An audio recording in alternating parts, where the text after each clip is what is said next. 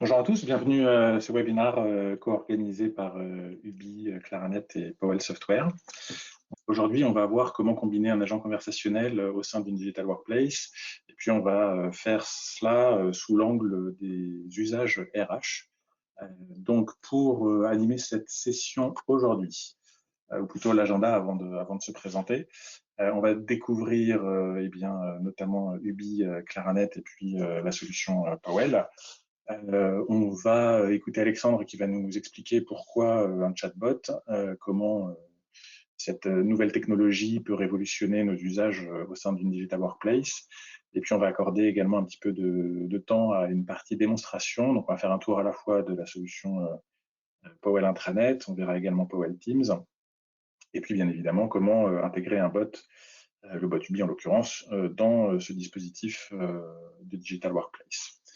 Donc aujourd'hui, pour animer cette session, eh bien, nous sommes deux. Alexandre Joly, je ne sais pas si tu m'entends, Alex, tu es avec nous? Oui, oui. Bonjour tout le monde, Alexandre Joly, donc je suis le fondateur de Ubi.ai, donc une plateforme de métabot, et je vous présenterai dans quelques minutes. Et moi-même, Mathieu Vanny, donc je suis leader de la practice 365 Productivity chez Claranet France. Comme on l'expliquait précédemment dans le sommaire, on va vous présenter un petit peu nos trois structures. Alors quand je dis on va vous présenter, je vais me charger, moi Mathieu, de vous présenter la partie Powell. Et puis ensuite, on passera la main à Alexandre qui nous parlera d'Ubi AI et de la société, du produit qui est proposé. Et puis on fera un petit point sur Claranet et ensuite on passera à la partie démonstration. Donc, pour faire très simple, Powell Software est un éditeur qui propose des solutions qui sont dédiées à la plateforme collaborative Microsoft 365. Deux solutions phares chez Powell, la partie Powell Intranet et la partie Powell Teams. On verra dans la partie démonstration ce que permet de faire Powell Intranet. Donc la notion de Digital Workplace in a box. Ce qu'on veut dire par là, c'est qu'on va réussir à vous accompagner dans le déploiement d'une Digital Workplace sur le socle Microsoft 365 en partant d'une solution qui s'appelle Powell Manager et qui va nous permettre, basé sur des templates de Digital Workplace, de déployer cela sur votre tenant Microsoft 365 en un temps record, puisqu'on va pouvoir se baser sur des templates, on va pouvoir configurer votre navigation, déployer ça de manière industrielle. Ça va être très intéressant, notamment si vous êtes multi-filiale, multi-intranet, multi-marque, pour pouvoir déployer une Digital Workplace out of the box sur votre tenant Microsoft 365, tout en la personnalisant en fonction des différentes filiales, des différentes marques éventuellement, pour que pour chaque structure ait son intranet. C'est une notion d'industrialisation du déploiement de la Digital Workplace. Et puis Powell Teams va permettre, vous avez certainement entendu parler de gouvernance Teams depuis ces derniers mois, ces dernières années. Powell Teams va permettre d'apporter de la gouvernance à Teams et on essaiera de faire un petit tour du propriétaire là-dessus. Donc on en verra beaucoup plus pendant la démonstration. Je te laisse la main, Alex, pour parler de Ubi. Merci. Ubi, en fait, est une plateforme de métabot. Alors, qu'est-ce qu'un métabot? C'est ni plus ni moins qu'un chatbot qui a une particularité, c'est d'être capable de répondre à tout n'importe quoi, selon le canal sur lequel il est utilisé. Par exemple, un bot va pouvoir gérer, un métabot va pouvoir d'un côté répondre à des questions RH, donc le sujet qui nous intéresse aujourd'hui, mais d'un autre côté, lorsqu'il est questionné sur je sais pas, sur un site SharePoint, sur un site web, sur un canal Teams, selon la thématique du canal, va pouvoir répondre à des sujets totalement différents. Donc, en gros, dans un contexte d'entreprise, un bot est intéressant pour alors ce qu'on appelle l'utilisateur augmenté, hein, pour augmenter les capacités des collaborateurs, que ce soit en termes de connaissances, en termes d'accélérateurs pour aller résoudre des problèmes du quotidien. Et également pour un utilisateur, c'est un peu la certitude d'être capable d'avoir tous ces processus accessibles directement via un simple bot. Je vais poser mes congés, où en sont l'état de mes ventes, voilà, toutes les questions qui peuvent avoir un impact sur leur quotidien. De plus, forcément, on parle aujourd'hui de nouvelles plateformes, de plateformes digitales, de digital workplace, d'outils SharePoint, Teams, OneDrive, etc., etc. on est sur des outils qui sont de plus en plus interconnectés. Forcément, les utilisateurs ne sont pas tous prêts à tout adopter. Donc, avoir un bot qui est capable de répondre aux questions d'usage et d'adoption, ça peut avoir une grande valeur ajoutée pour des grosses organisations. Et également, la partie aide à la décision, c'est, on va dire que quand vous êtes dans un cadre d'expertise, de besoin d'expertise, avec la non-disponibilité des experts sur un sujet, c'est quand même pas mal d'avoir un bot qui est capable d'avoir le même cheminement logique pour arriver à une réponse claire sur un sujet donné. Donc aujourd'hui, Ubique est en capacité de traiter tous ces sujets-là. Alors, pourquoi un chatbot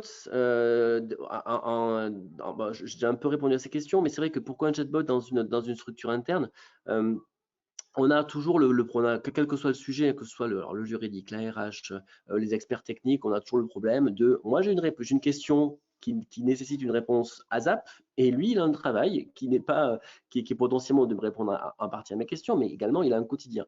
Donc mon expert ou mon directeur, ce fameux directeur du juridique ou RH n'a pas le temps de répondre à ma question instantanément. Et là potentiellement il y a un temps de latence qui peut se produire, qui fait que on peut rater un projet, on peut faire patienter un client alors qu'on pourrait avoir la réponse très rapidement. On travaille aujourd'hui sur beaucoup de plateformes, du SIRH à la CRM, et on n'a pas toujours la connaissance des différents outils qui existent en interne, et avoir un bot qui a cette connaissance et pouvoir simplement l'interroger pour que celui-ci soit nous redirige, soit même fasse les requêtes sur ces outils-là à notre place, ça va nous faire gagner du temps, et ça fait gagner du temps à tout le monde. De plus, voilà, on a le cas du support, alors qui est un cas assez standard, hein, c'est un cas d'école. Les supports niveau 1 et 2 sont souvent surchargés. Au passage, on a tous envie que les équipes support soient utilisées lorsque elles sont vraiment utiles. Dans la plupart des cas, on a une estimation d'entre 50 et 60% des tickets peuvent être traités sans intervention humaine. Voilà, donc, donc un bot, lui, est disponible 24 heures sur 24, 7 jours sur 7. Donc ça peut accélérer, faciliter le traitement du support et décharger grandement le support pour qu'eux ne travaillent que sur des vrais cas de support. Office 365, alors est clairement présent partout aujourd'hui, mais il y a encore beaucoup de structures qui travaillent sur leur vieux usage, sur leur vieille façon de faire. Donc l'intérêt également de Ubi, c'est de fournir des bases de connaissances sur étagère qui répondent à toutes les questions liées à M365. Donc, que ce soit des questions d'usage sur Teams, des questions d'administration sur OneDrive, des questions conceptuelles. Donc aujourd'hui, Ubi peut répondre à toutes ces questions-là, en plus de faire tout le reste. Et donc l'intégration des employés dans l'environnement souvent hybride. Alors c'est vrai que c'est un peu la même chose, hein. C'est le fait qu'en fait un utilisateur qui arrive, qu'il va falloir onboarder, il y a certes l'onboarding administratif, mais il y a également le onboarding en termes d'outillage, et qui est voilà, et en l'occurrence là on est dans de la pure formation et de la formation d'usage de l'entreprise. Donc ceci peut être totalement dévolu sur un bot. Alors plus particulièrement, pourquoi un bot RH? Alors on est, je pense, je sais pas s'il y a des équipes ici, je vois qu'il y a des RH dans l'assistance. Vous devez tous être submergés de questions diverses et variées, souvent les mêmes. Alors ça, c'est des retours clients qu'on a pu avoir, hein, voilà, on a les mêmes questions qui reviennent encore et encore, et qui sont récurrentes, et votre réponse en direct n'a pas forcément de valeur ajoutée. Et c'est vrai que si des utilisateurs pouvaient avoir des réponses directes sans avoir à déranger les RH, ou ne les déranger que dans des cas où la RH a vraiment une réelle utilité, voilà, ce serait du gain de temps pour tout le monde. Alors, on sait que le métier des RH, il y a beaucoup de réglementation, il y a beaucoup de documentation également. On n'est pas toujours au fait de la localisation de la dernière convention collective, de la dernière note de service. et potentiellement un bot bien configuré peut faire cette recherche pour vous. Si vous, vous pouvez simplement lui demander où est la convention collective, où trouver telle information, lui va directement la trouver sans avoir à passer par vous. Alors l'intérêt par rapport à un outil de recherche lambda, c'est que là on communique avec lui en langage naturel. Donc il vous permet d'affiner au fur et à mesure pour trouver votre réponse au mieux. Les processus internes, simplement pour exécuter des demandes de congés, des demandes de notes de frais, des prises de rendez-vous. Donc, vous pouvez simplement communiquer avec un bot. Mathieu vous fera une démonstration tout à l'heure. Et les bots sont capables aujourd'hui d'interagir avec tous les outils, incluant vos outils RH. Voilà. Et également, ça peut permettre, dans le cas de futurs recrutements aussi, d'orienter un petit peu vos nouveaux candidats, potentiellement leur poser des questions pour préfiltrer déjà des potentiels candidats pour éviter d'obtenir des candidats qui ne correspondent pas à un besoin, ou pour un candidat, lui, éviter de postuler sur un poste qui ne lui correspond pas. Alors, de façon très schématique, comment fonctionne EBI? Donc, EBI permet d'accéder à toutes les informations et les processus de l'entreprise en une seule conversation. Donc, pour ce faire, EBI est composé de deux concepts, des processus et de la connaissance. Donc, les processus, voyez ça comme l'exécution via une conversation de processus automatisés qui peut se connecter à n'importe quel outil. Donc, comme je le dis, on va prendre ici le cas des SIRH, de SharePoint, de Teams, de la CRM, de Powell et de bien d'autres. Donc, ces processus, vous pouvez les attaquer en langage naturel, en parlant simplement au bot. En plus de ça, vous avez les bases de connaissances. Donc, les bases de connaissances sont un ensemble de connaissances soit internes, soit spécialisées. Alors, par spécialisées, moi, j'entends celles liées qui sont communes à toutes les entreprises. Par exemple, les règles sur la RGPD, sur l'usage d'Office 365, de Teams, de SharePoint, etc., de Powell. Toutes ces notions-là sont des bases spécialisées. Votre connaissance interne, elle va aussi être intégrée dans des bases de connaissances plus orientées à votre métier. Et donc, tout ça, c'est disponible partout, donc sur Teams, sur SharePoint, sur le web et sur le mobile. Et vas-y Mathieu, passe le prochain slide. Et toutes ces bases de connaissances, ces scénarios, vous les dispatchez où vous voulez sur les différents environnements, les différents canaux que vous possédez. Tout ça se fait en quelques clics. C'est du pur no-code. Il n'y a pas besoin d'une seule connaissance technique pour effectuer ce genre d'activité. C'est-à-dire que si demain, vous voulez rajouter un bot sur un nouveau site, ça va vous prendre 5 minutes. Il faudra juste créer ce qu'on appelle nous un canal. Typiquement, un canal peut être aussi SharePoint. Vous activez les connaissances et les scénarios d'automatisation que vous voulez voir sur ce site. Et automatiquement, les IA sont recalculés et automatiquement, votre bot va répondre correctement à votre scénario sur ce nouveau canal. C'est bon pour moi. Merci Alexandre. Alors, juste un petit mot sur Claranet.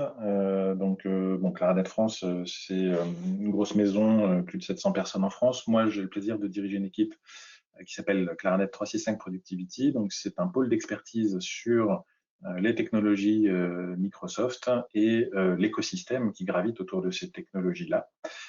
Quand je parle d'écosystème, aujourd'hui, plus particulièrement, je parle évidemment de nos amis de chez Powell et de chez UBI. Dans notre rôle qui consiste à accompagner les organisations dans le déploiement et les usages de ces technologies Microsoft 365, on a aussi un rôle de veille dans ce qui se passe autour de ces technos-là et de sélection de solutions qui nous semblent pertinentes pour répondre aux enjeux de nos clients. Donc, on sait accompagner nos clients sur la partie design, audit, conception, donc je sais pas, refonte d'un intranet, par quel bout on commence, par quoi on s'y prend, etc. Évidemment, toutes les étapes, on va dire socle, consistant à migrer vers Office 365. Donc là, on va parler de la messagerie, on va parler des stocks documentaires, quels que soient les systèmes sources existants, vers Exchange Online, SharePoint, OneDrive, Teams, etc. Toute la partie justement de construction de cette digital workplace sur ce socle technologique, et puis les trois briques du dessous, Adopt, Manage et Evolve, on va plutôt être dans un accompagnement continu sur l'adoption, sur les services managés autour d'Office 365, et puis dans la partie Evolve, on va s'attacher à optimiser le potentiel de la plateforme pour répondre aux différents enjeux des métiers de l'organisation. Donc, on va pouvoir optimiser ça à travers des processus RH, à travers des processus qualité, des processus de réponse à appel d'offres. Donc, beaucoup de choses qui tournent autour des workflows et de l'optimisation des process métiers. Nous, quand on regarde un petit peu ce qui se passe autour de ces technos Microsoft, eh bien, on identifie des éditeurs qui sont bien inspirés et qui proposent des solutions qui nous semblent intéressantes. Alors, on les qualifie, on les valide ou pas, et puis on les inclut dans notre portefeuille d'offres. Les partenariats avec Powell et Ubi sont un exemple de ces sélections-là. Alors pourquoi Powell? Parce qu'on considère qu'il y a quelques années, quand on faisait des intranets sur un socle technologique SharePoint, eh bien, on se retrouvait à devoir en général faire un peu de customisation graphique pour rendre les choses digestes pour les utilisateurs finaux.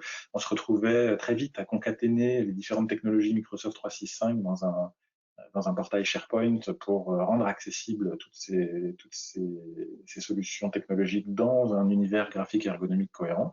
Et Powell a eu la bonne idée bien, de développer Powell Intranet, qui va permettre très très facilement justement de déployer une Digital Workplace qui dispose de tous les attributs ergonomiques et graphiques qu'on peut attendre d'une Digital Workplace moderne, qui va consommer les différents services Microsoft 365 sous-jacents sans forcément les mettre en avant comme des solutions hétérogènes auprès de l'utilisateur, simplement en fournissant à l'utilisateur les éléments dont il a besoin dans son quotidien sur l'intranet.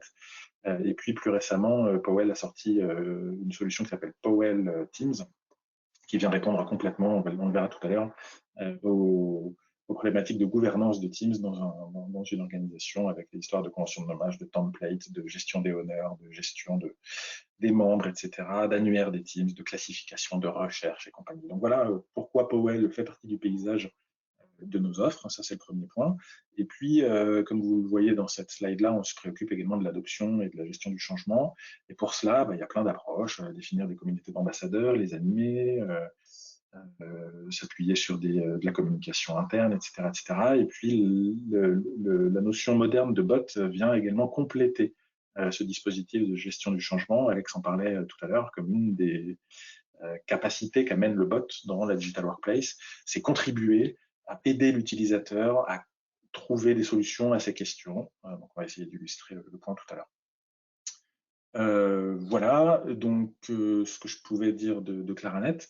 On va passer à la partie démo. Donc, vous me dites si tout va bien de votre côté quand je switch d'écran. Normalement, vous devriez voir la page d'accueil de l'intranet Powell. OK, parfait. Donc là, ce que je propose, c'est de faire un petit tour du propriétaire de Powell Intranet, de regarder rapidement ce que Powell Teams propose.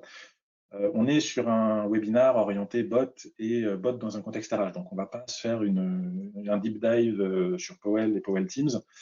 Si toutefois cela vous intéresse, pardon, vous pourrez revenir vers nous et puis on pourra faire des calls dédiés pour vous présenter Powell Intranet et Powell Teams en profondeur. Là, je vais juste faire une overview pour que vous puissiez comprendre à quoi ça sert. On verra, enfin, du moins comment ça se présente, les fonctionnalités spécifiques que Powell permet également de mettre en œuvre et qui viennent compléter votre Digital Workplace. Et puis ensuite, on va regarder comment le bot Ubi s'intègre dans cette plateforme-là. On va lui poser quelques questions. Et puis, Alex, je pense que je te repasserai la main après pour que tu nous montres un petit peu l'envers du décor d'Ubi, c'est-à-dire, OK, le bot dans la Digital Workplace, on a vu, on voit ce qu'il permet de faire. Peut-être que tu nous montreras comment ça se configure derrière pour illustrer ça. Ça te va? Parfait. Super. Powell Intranet. Donc là, je suis sur Office 365. Pour autant, ceux qui connaissent la plateforme doivent se dire, OK, ben, je ne vois pas tellement, à part dans l'URL, le côté Office 365. Donc, c'est bien aussi là une des valeurs que va amener Powell Intranet, c'est de construire une Digital Workplace d'un point de vue graphique et ergonomique qui est agréable, qui est nativement voilà, apprécié des utilisateurs. Ça, on le rencontre au quotidien. Donc, on va retrouver des fonctionnalités tout à fait classique dans une Digital Workplace, donc la notion d'information, communication qu'on voit ici sur la home page avec des actualités qu'on peut mettre à la une, des accès rapides à certains outils de l'organisation. Donc évidemment, on va pouvoir les personnaliser en fonction de l'utilisateur logué. Alors, je vous montre juste le lien avec Microsoft 365. Hein. Je suis bien dans Microsoft 365. Je suis bien dans un site SharePoint, je suis bien utilisateur logué, j'ai donc des droits qui me sont affectés en tant qu'utilisateur, mais je peux masquer ce socle technique pour ne me retrouver que dans le Digital Workplace Powell, sans me soucier du côté 365 de la chose. On va pouvoir trouver toujours dans le domaine information-communication des actualités ici qui me sont présentées en fonction de critères, de préférences sur lesquels j'ai la main. Donc là, vous voyez que je vois des actualités commerciales sur le site concernant le site de Paris, des actualités RH également sur Paris, encore des actualités RH, je vais pouvoir naviguer là-dedans. Les fonctionnalités classiques de nombre de vues, de likes, de commentaires sont évidemment disponibles.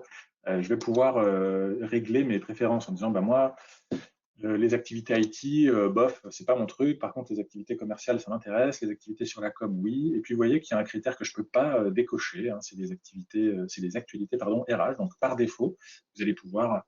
Alors, attendez, hop, on va vite fait brancher tout ça. Hop. Voilà, il ne devrait pas y avoir de coupure d'électricité de retour. Voilà, donc on va pouvoir sélectionner les actualités qui nous intéressent et donc sauvegarder ces paramétrages-là et me retrouver. Donc là, je ne verrai plus d'actualité IT. Pour autant, je verrai toujours les RH parce que les RH me sont imposés, entre guillemets, par mon organisation. Si je vais un petit peu plus loin, donc là, on a encore très classique, hein, les différents événements qui sont rattachés à mon organisation et puis éventuellement différents sites. Là, on a un web part un peu particulier qui est propre à Powell Intranet et qui est assez intéressant puisqu'on va pouvoir, sans avoir des pages qui font des kilomètres de long et des scrolls à n'en plus finir, naviguer dans un même web part sur différentes thématiques.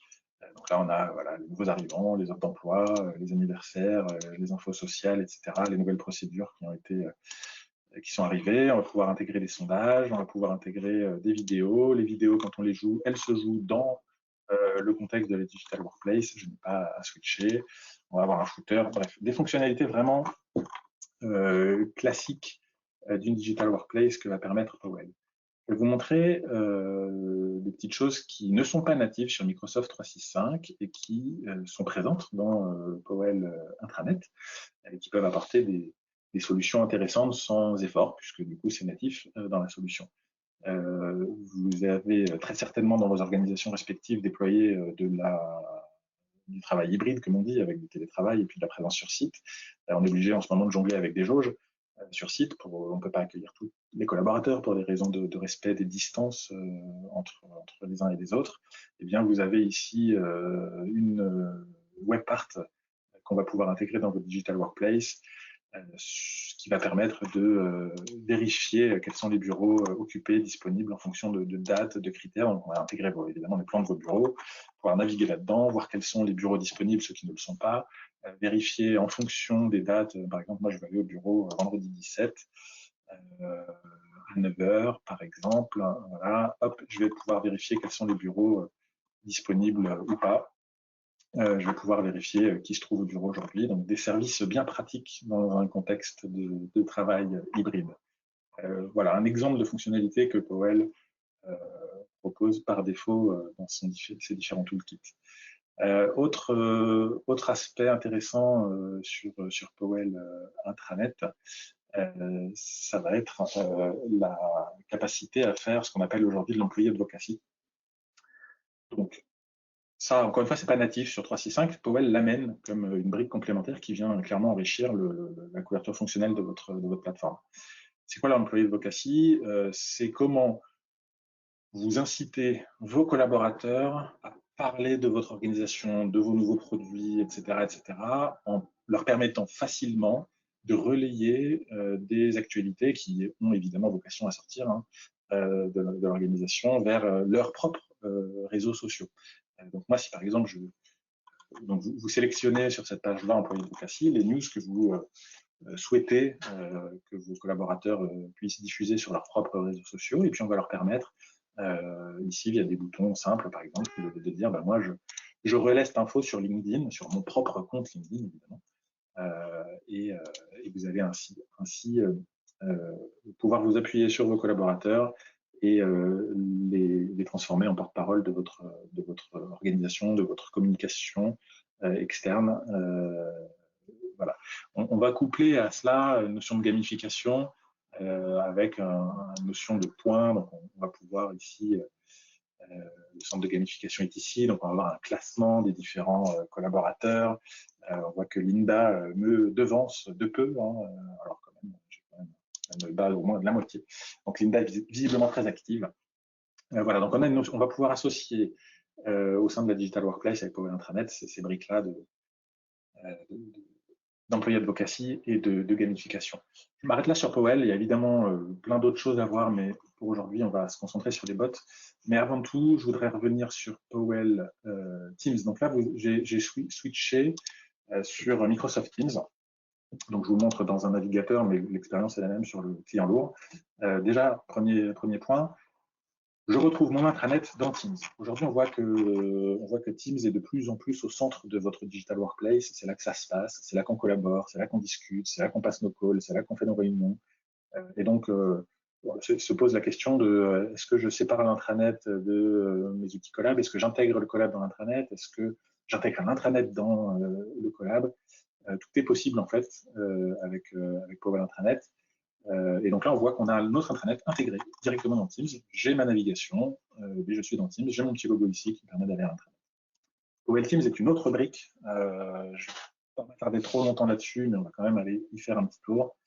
Et puis ensuite, on reviendra à causer bots quand même, Alex. C'est un peu l'objet. Donc, si Powell Teams veut bien se lancer, sinon on passera directement au bot. Je vais recharger la home en attendant de ce côté-là.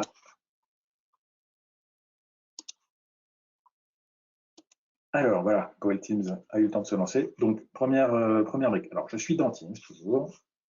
J'ai un petit bouton ici qui s'appelle Powell Teams. Alors on lui donne le nom qu'on veut, on lui met l'icône qu'on veut évidemment dans notre organisation. Et premier point, on va avoir un annuaire des Teams où on va pouvoir les filtrer par département, par location éventuellement, par voilà, est-ce qu'ils sont internes, partagés à l'externe avec des clients, des partenaires, etc. Donc tout ça, ça suppose évidemment d'avoir qualifié vos différents Teams au préalable. On peut le faire sur des Teams existants, hein, donc voilà, et puis ensuite évidemment avec les templates que je vais vous montrer, pouvoir mettre ces tags sur vos templates. Alors là, j'ai les favoris, j'ai mes équipes dans lesquelles je suis membre, et puis j'ai éventuellement des équipes qui me sont recommandées par l'outil. Si je veux créer une nouvelle équipe, je vais aller ici. Alors ce matin, c'est pas hyper véloce.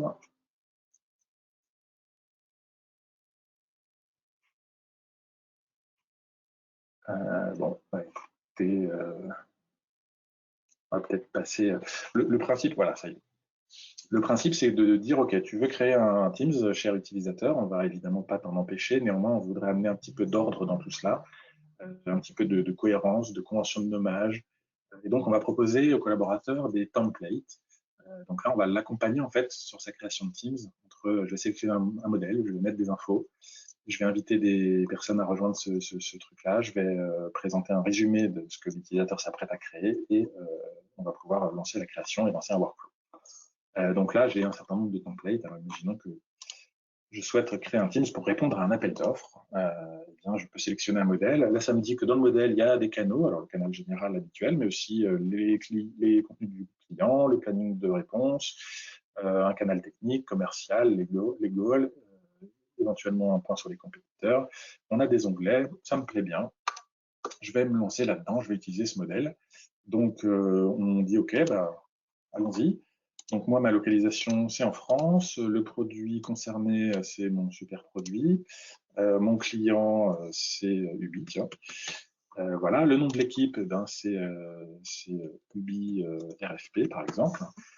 Je vais pouvoir mettre une petite description de mon équipe. Vous voyez que j'ai une convention de nommage qui se construit automatiquement. Et donc ça va plaire beaucoup aux IT, puisqu'ils vont se retrouver avec un Office Groups en fait, sous-jacent au Teams, qui est correctement nommé par rapport à des critères qu'on a évidemment définis en amont ensemble. Je passe à l'étape suivante. Et là, vous voyez que par défaut, eh bien, sur ce type de modèle, j'ai des honneurs que je ne pourrais pas déloger, qui sont là par défaut, qui ont été définis dans le template comme étant propriétaires de Teams. Donc, on a Linda, Jim et puis Frédéric. Ils sont honneurs de Teams par défaut. Évidemment, on va pouvoir rajouter des propriétaires. On va pouvoir mettre des membres dans l'équipe. Donc, par exemple, on va les piocher dans la baie. Hein, donc, voilà, par exemple, on va pouvoir se poursuivre. On a le résumé de ce qui va se passer, donc un Teams qui s'appelle UBI-RFP et qui hérite d'une convention de nommage dont la description ici a été précisée, qui est privée, dont les propriétaires sont ainsi listés, et puis avec différents membres, et je vais pouvoir lancer la création de mon équipe. Alors, un processus qui va se lancer, qui va nous créer l'équipe, on la retrouvera ensuite ici. Donc voilà, Powell Teams, pour faire un rapide tour de la solution, je vais revenir sur ma home, et on va zoomer sur le bot. Donc, Ubi, comme le disait Alex tout à l'heure, ça s'intègre dans un site web, sur un mobile, dans un SharePoint, en l'occurrence ici dans un Powell intranet. On le retrouve ici. Alors, Alex, je ne sais pas si le logo est personnalisable. En tout cas, aujourd'hui, c'est le logo de la compagnie. C'est personnalisable. Le design, le logo, le nom. Donc voilà, moi je suis dans mon intranet. Je ne sors pas de mon intranet. Ah, vous voyez toujours mon écran parce que moi j'ai perdu l'affichage. Non, c'est bon. C'est bon pour vous, l'écran? C'est OK? Yes, on voit tout. Yes, nickel. Donc, je vais activer Ubi. Donc, bon, là, il s'appelle Powellbot pour l'occasion, puisqu'il est intégré sur un portail Powell. Bonjour, je m'appelle Ubi, je suis votre assistant, etc. Posez-moi une question. On va masquer cette toolbar de Powell. Je pourrais vous en parler à une autre occasion. J'ai entendu parler dans les couloirs de l'entreprise d'un job DPO. Alors, moi, DPO, je ne sais pas trop ce que c'est. Et plutôt que d'aller questionner le moteur de recherche ou mes collègues des RH que je vois pas souvent vu qu'ils bossent à la maison, peut-être que je vais pouvoir demander au bot de m'aider. Donc, qu'est-ce qu'un DPO, voilà, en espérant que lui puisse m'aider. Alors, Alex, peut-être que tu peux nous dire ce qui se passe derrière, ou plutôt tu nous montreras derrière avec les bases de connaissances. Oui, voilà. là, en gros, il y a une base rapidement de connaissances sur la RGPD avec plus de 300 questions qui est activée et qui peut répondre à peu près tout n'importe quoi sur la RGPD. Nous, Claranet, en tant que partenaire intégrateur chez nos clients, quand on regarde le potentiel d'Ubi, au-delà de l'intégration technique d'un bot dans la Digital Workplace, ce qui nous a plu dans un premier temps, c'est l'existence by design d'un certain nombre de bases de connaissances. Et donc, le fait de pouvoir se plugger dessus directement, sans avoir à réinventer la roue, etc. Tout à l'heure, Alex parlait de contenu qui s'adapte à toutes les organisations. Donc, on est sur des contenus génériques ici, un DPO, voilà ce que c'est. Et puis, le bot va nous permettre va nous présenter ce qu'on appelle des call to action. Donc, quelles sont les compétences requises pour un délégué de protection des données, par exemple. Donc, il y a la petite explication sur le sujet. Je peux l'afficher ici de manière plus agréable si je le souhaite. Je peux du coup continuer à discuter avec le bot, ou du moins à suivre des chemins qu'il me recommande. Donc voilà, est-ce que des informations sur le RGPD, qu'est-ce que la certification des compétences des délégués de la protection des données. Donc voilà, on va pouvoir continuer comme ça, éventuellement suivre des liens qui nous sortent de l'organisation pour aller se renseigner sur des sites que le bot va nous recommander. Donc voilà un exemple d'usage du bot sur une question basique sur besoin d'informations. Et là, ce ne sont pas des contenus qui sont dans mon intranet, ce sont des contenus qui sont dans des bases de connaissances Ubi. Bon, moi, ça m'intéresse de savoir ce que c'est qu'un DPO. Néanmoins, j'ai envie de changer de job et je n'ai pas forcément envie d'être DPO. Mais en fait, voilà, je suis dans l'organisation depuis un petit moment et j'ai peut-être envie de voir un peu autre chose. Et donc, on va peut-être poser la question au bot. Moi, je veux changer de job. Voilà, il a visiblement compris que je cherchais un job, un emploi. Et puis, il me propose deux chemins de recherche, par critère ou par poste. On dit par critère, voyons voir ce que le bot va nous proposer. Et visiblement, il me demande si je veux bosser à New York, à Paris, à Seattle. Moi, c'est Paris qui m'intéresse. Je veux un job en CDI. Bon, voilà, qu'est-ce qu'il me propose? Visiblement, il y a une offre d'emploi. Alors, quand je dis changer de job, là, on est sur de la mobilité interne. On ne va pas inciter vos collaborateurs à aller chercher du boulot ailleurs. Donc, on est là, voilà. Dans mon organisation, il y a un job à Paris de chef de projet IT. Bon, je peux accéder à l'annonce si je le souhaite, mais moi, globalement, chef de projet IT, c'est pas ce que je cherche. Est-ce que je vais faire une nouvelle recherche? Oui. Je vais suivre du coup un autre chemin par poste. Et moi, ce que je cherche à être, c'est analyste, par exemple. Ah. Là, il m'a trouvé un job d'analyse financière, ça correspond bien à ma recherche. Je vais pouvoir accéder à l'annonce, alors soit depuis ce lien, soit depuis celui-ci. J'accède à l'annonce en ouvrant un nouvel onglet. Et vous voyez que là, je suis dans mon intranet Powell, je ne suis pas sorti de ma Digital Workplace. C'est un onglet donc à côté qui s'est ouvert. Et puis, j'ai effectivement une mobilité interne sur analyse financière. Effectivement, c'est pas à Paris, ma personne c'est à Seattle. Bah, pourquoi pas, tiens, je vais peut-être me lancer et puis partir aux US pour postuler à ce job-là. Donc voilà un exemple, encore une fois, d'intégration du bot dans votre Digital Workplace avec une interaction en mode conversationnel pour faire des recherches, soit sur des bases spécifiques que Ubi propose ou évidemment qu'on peut customiser pour répondre à votre contexte, soit en l'occurrence là ce qu'on va voir c'est un moyen différent d'accéder à de la recherche d'informations qui se trouve dans l'intranet, dans la Digital Workplace. Si je reviens sur ma page d'accueil, donc voilà, moi, c'était une nouvelle recherche, non. Tout à l'heure, je vous disais que le bot, c'est aussi intéressant pour les développements des usages. Qu'est-ce que OneDrive? Moi, on parle tout le temps de OneDrive, j'y comprends rien, je ne sais pas ce que c'est. Bon, bah voilà, Ubi va me dire ce que c'est, si je veux en savoir plus. Donc là, je crois que c'est un lien externe, on ne va pas le suivre. Mais voilà des exemples d'intégration d'Ubi dans la Digital Workplace. Je cherche dans des bases de connaissances, je cherche dans mon intranet, je veux faire un zoom, donc là c'est encore une fois une base de connaissances sur la gestion du changement, l'adoption. Ça, on le met en place chez nos clients en se basant sur le socle de connaissances que propose Ubi et évidemment, on va l'adapter au contexte de votre organisation. Si vous n'avez pas Yammer, on ne va pas permettre au bot de vous, à l'utilisateur, si vous voulez, de faire des recherches sur Yammer, ou alors on va lui dire, bah, dans ce cas précis, si l'utilisateur se pose la question sur Yammer, bah, le bot va peut-être lui répondre, Yammer, éventuellement, tu peux suivre ce lien si tu veux en savoir plus, mais en tout cas, ce n'est pas déployé dans l'organisation.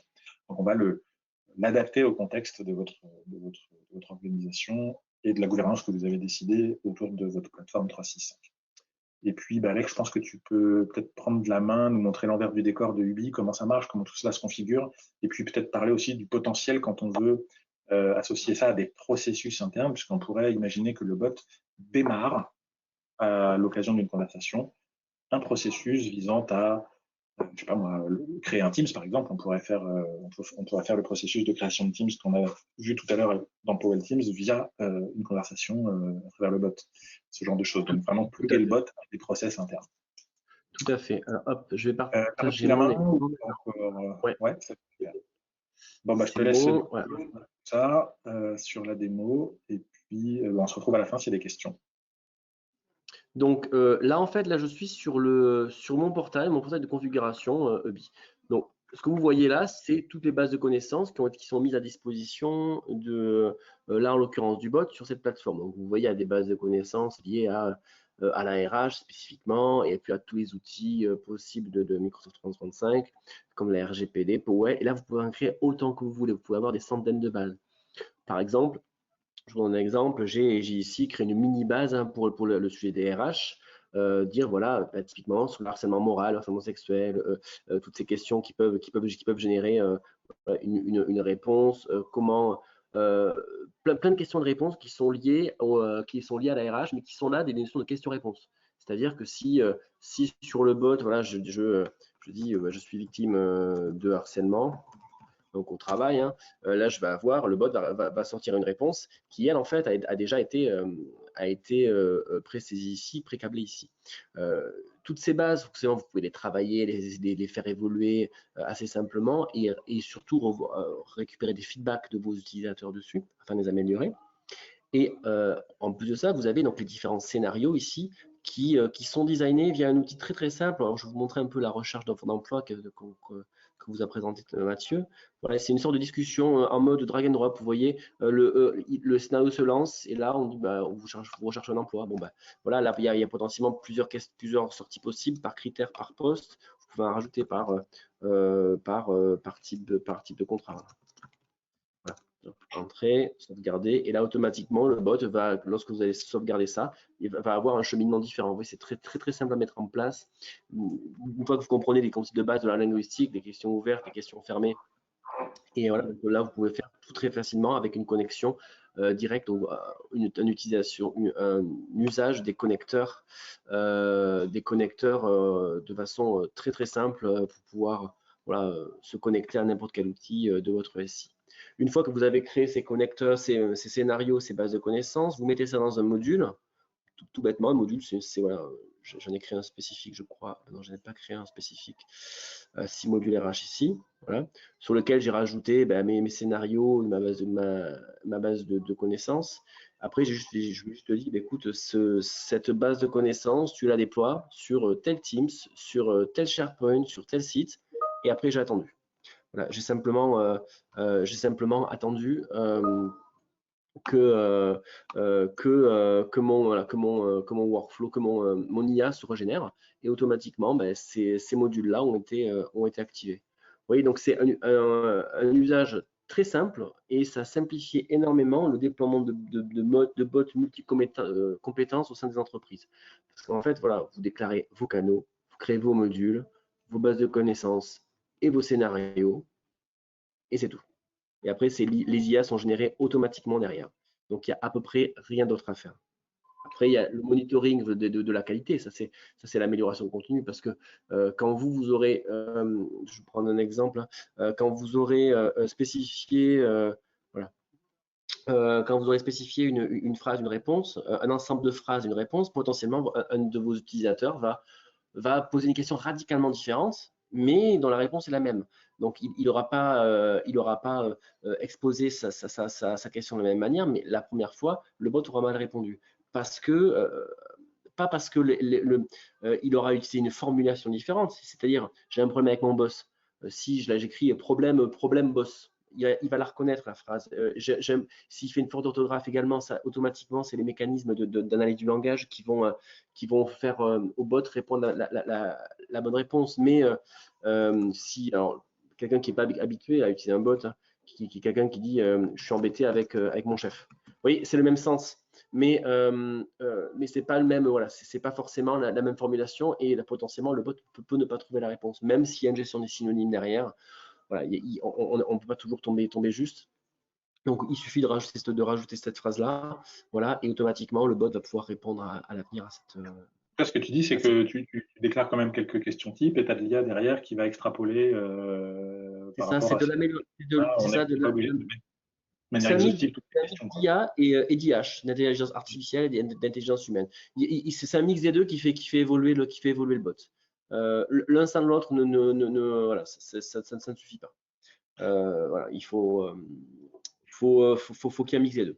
Mais clairement, aujourd'hui, la gestion des fautes d'orthographe, elle est faite out of the box. C'est-à-dire que vous n'avez pas besoin.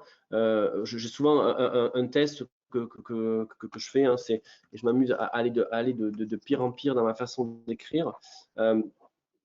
Oui, bon, là, en l'occurrence, là, je suis allé un peu loin, alors je grossis un peu mon écran, hein. Je ne sais même pas s'il va y répondre correctement.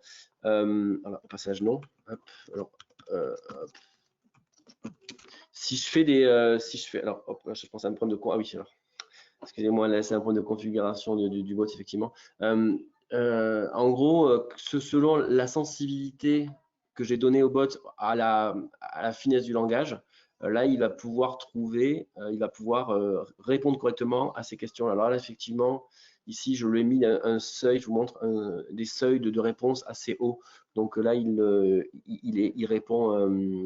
est plus difficile à la comprenette que si je baissais un peu le seuil de réponse. Mais en gros, voilà, vous pouvez gérer cet affinage de la compréhension du langage assez simplement. Ouais. Voilà Merci pour Alex. moi. Je crois que tu avais aussi des mécanismes de conversion en multilingue qui sont intéressants, c'est-à-dire qu'on n'a pas à refaire toutes les bases parce que le bot Donc va voilà, pouvoir automatiquement proposer une solution. exactement. Oui, tu as raison.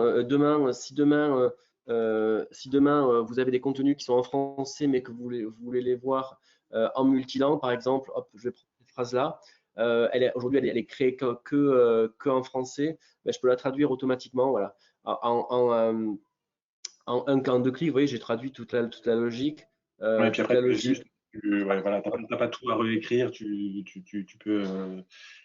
Voilà. Et sur ce qui est... On connaît tous la puissance des connecteurs automatiques. En revanche, on sait tous aussi que, bon, que quand Monsieur Dumont devient Monsieur from the Mountain, ça demande un petit retravail derrière, un petit retravail parfois des contenus. Donc, c'est vrai qu'on préconise quand même un retravail, une relecture des traductions automatiques. Merci Alex. Je ne sais pas si tu veux voilà, Non, continuer. pour moi, il est déjà 11h46, donc on va peut-être laisser un peu de place. Tu peux Ouais, peut-être reprendre la main. s'il y a quelques questions. Alors, est-ce qu'on a des questions? Il y a des questions dans le chat, Mathieu. D'accord. Je vais vous les lire. Alors, est-ce que vous savez mesurer le ROI chez vos clients? Alors, je ne sais pas si la question est sur la digital workplace ou sur les bots. Moi, sur les bots, je peux dire oui, puisqu'en fait, on est capable d'identifier selon les usages le temps, le temps gagné par rapport, selon les contenus. Voilà. Il n'y a pas de réponse toute faite, clairement pas. On pourrait vous en donner une, mais elle serait sortie du chapeau, puisqu'en fait, ça dépend le temps pris par les différents scénarios d'automatisation ou par les différentes directions qui vont répondre à des questions spécifiques. C'est le ROI principalement calculé là-dessus. Côté Powell, je ne sais pas si... Ouais, côté Digital Workplace, ben, en fait, ça va être alors, le bot suivant la destination qu'on lui met. Voilà, si c'est à vocation de développer les usages, on va évidemment pouvoir consulter le développement de ces derniers à travers les statistiques d'usage de la plateforme. Ça, c'est une chose. Et puis là où on a du ROI de manière évidente, c'est quand on travaille sur des processus métiers, que ce soit des process qualité, des process RH. Donc, pas des exemples. Vous avez une bibliothèque de documents sur laquelle vous avez des recertifications à faire régulièrement pour maintenir un niveau de conformité ISO quelque chose. Eh bien, on pourrait imaginer que des process tournent en tâche de fond, interagissent éventuellement avec un bot pour maintenir ce stock documentaire à jour et inciter les différents collaborateurs à le faire avec des rappels, ce genre de choses. Donc là, on sait mesurer effectivement des ROI et des améliorations évidentes des process métiers sous-jacents à travers de l'automatisation, voilà, qu'elle passe par du bot ou non, mais voilà, le bot va amener encore une fois cette couche conversationnelle pour interagir avec les processus et s'intégrer dans les différents outils que sont l'intranet, Teams, les devices mobiles, etc., etc. En espérant que ça réponde aux questions. Ok, merci à vous deux. Une autre question, c'est comment Ubi s'intègre dans Teams? Alors, c'est vrai qu'on l'a pas montré. Ça va être intéressant. Ouais, on peut l'avoir ici sous forme d'app. Alors, je ne sais pas si on l'avait configuré pour la démo. Non, on ne l'a pas configuré pour cette démo, mais en l'occurrence, dans Teams, il y a trois façons de l'intégrer. Soit par cette app ici, qui serait donc une app, c'est direct, c'est-à-dire là, vous parlez en direct à Ubi. Là, il n'y a que vous qui voyez ce que vous lui dites. Vous pouvez l'intégrer dans une discussion avec un Ubi, donc dans une discussion de groupe. Hein, vous parlez avec vos collègues, vous identifiez Ubi dans une discussion et c'est lui qui, si vous lui posez une question, il va vous répondre. Et également dans un canal Teams. Voilà, dans un canal Teams. Voilà, donc on l'avait pas activé. Ouais, on l'avait pas activé. Donc voilà, par contre là, je peux dire, voilà, je peux m'adresser à Ubi. Voilà, comment vas-tu? Bon, comme on l'a pas activé, je suis pas sûr que ça fonctionne, mais pour une démo. Non, c'est un vieux package ici qu'on n'avait pas activé, pardon. On n'avait pas prévu. Là, effectivement, vous voyez que là, je suis dans une conversation donc je suis vraiment dans une conversation. Je peux contacter Ubi comme n'importe quel utilisateur et du coup lancer le bot. Bon, là, comme il est désactivé dans cette plateforme, on va pas aller plus loin. Mais voilà l'idée de l'intégration d'Ubi dans Teams. Voilà, pas sous forme d'app. Il part du principe que c'est une personne normale. Voilà, c'est un nouveau collègue. Est-ce qu'on a d'autres questions, Marine? Yes. Générer le chatbot avec le portail Ubi a la même expérience que Bot Framework Composer. Quelle est la différence entre les deux, technique et financière? Alors, ça c'est intéressant. Ouais, c'est purement pour moi. Donc, donc en fait, Ubi était initialement basé sur le Bot Framework à 100%. Mais sauf que aujourd'hui, lorsque vous créez un bot avec, alors, je vais faire une réponse plus large. vous avez plusieurs façons de créer un bot. Vous pouvez le faire avec du PVA ou du bot framework. Donc, quand vous mettez du bot framework, vous devez avoir un LUIS, un moteur d'intention, potentiellement, si vous avez des connaissances, rajouter du Q&A maker en plus. Vous avez financièrement, le coût, je vais être très franc avec vous, vous allez largement gagner avec du Huby. Pourquoi? Parce que on a un moteur d'intention qui est initialement basé sur LUIS, mais qui a été totalement redéveloppé, qui est propriétaire, qui est plus puissant que LUIS dans ce domaine-là, du moins parce qu'après LUIS est plus puissant sur d'autres domaines, mais pas dans le domaine de la recherche d'intention. Puisqu'on a rajouté des mécanismes de lématisation, de stemming qui proviennent des dernières recherches Google.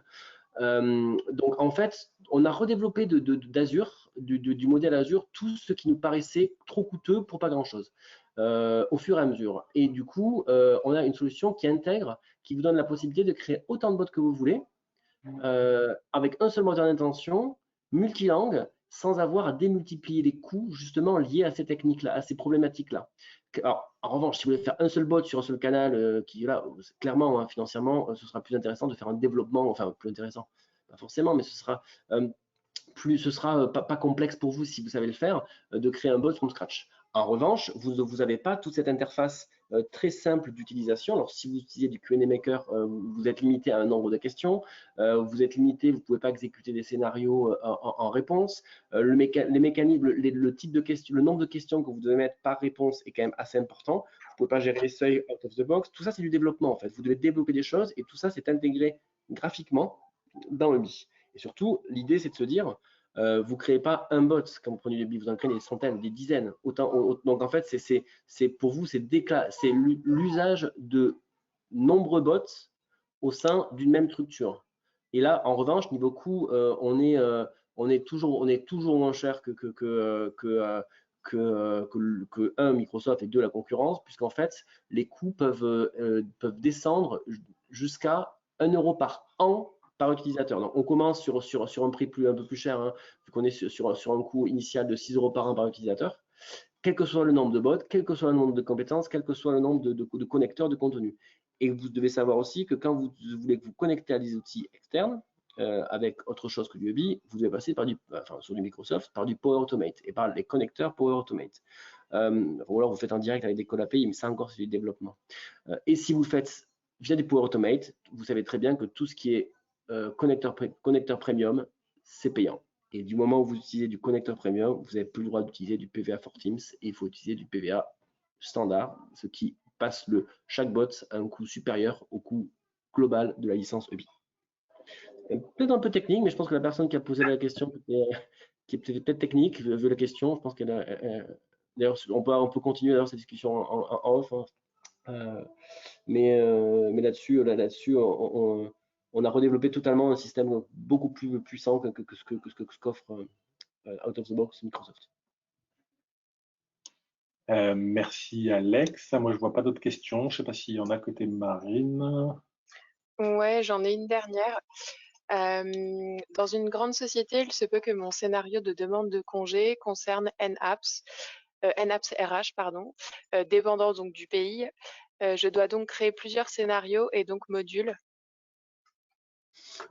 Pas forcément, enfin peut-être, mais pas forcément, puisqu'en fait votre scénario peut faire des conditions. Vous pouvez avoir des conditions de connexion par pays. Et comme vous pouvez vérifier le profil de l'utilisateur, vous pouvez voir mon utilisateur actuel connecté, il est sur la plateforme IMIA, donc en France disons. Donc là je sais que l'outil RH c'est celui-là. Donc là hop, j'ai une branche qui va partir là-dedans. Ou dans l'autre. Après, effectivement, vous pouvez, si vous avez des sites différents, des accès différents, vous pouvez orienter ces différents modules. Et une fonctionnalité dont on n'a pas parlé et qui est dans notre roadmap sur octobre ou novembre, je vais être conservateur à dire novembre, c'est de filtrer des scénarios par Azure AD. C'est-à-dire, si vous êtes un manager, si vous êtes quelqu'un en France, si vous êtes quelqu'un sur telle plateforme et que c'est inscrit dans l'AD, vous allez ou vous n'allez pas avoir accès à certains scénarios. Donc potentiellement, vous pourrez avoir 50 scénarios différents qui font des choses différentes, mais que ces scénarios soient catégorisés par personne. C'est très clair. J'ai plus de questions de mon côté. Ok, moi j'en vois pas non plus, donc merci à tous d'être venus ce matin. Merci pour les questions intéressantes. Là, je vous affiche depuis tout à l'heure les deux contacts, moi-même et Christophe, dans l'équipe chez Claranet, que vous pouvez solliciter si vous souhaitez en savoir plus, à la fois sur Powell Intranet, Powell Teams, et puis évidemment Ubi et l'intégration de ce dernier dans ces différentes briques. On sera ravi de poursuivre ces échanges. Alex, évidemment, dispo aussi côté éditeur pour aller plus loin dans des démos, étudier avec vous les différents scénarios d'intégration que vous avez en tête. Est-ce que la solution permet d'y répondre? Comment? À quel prix? Voilà, donc n'hésitez pas à nous contacter. On sera un plaisir de poursuivre ces échanges avec vous.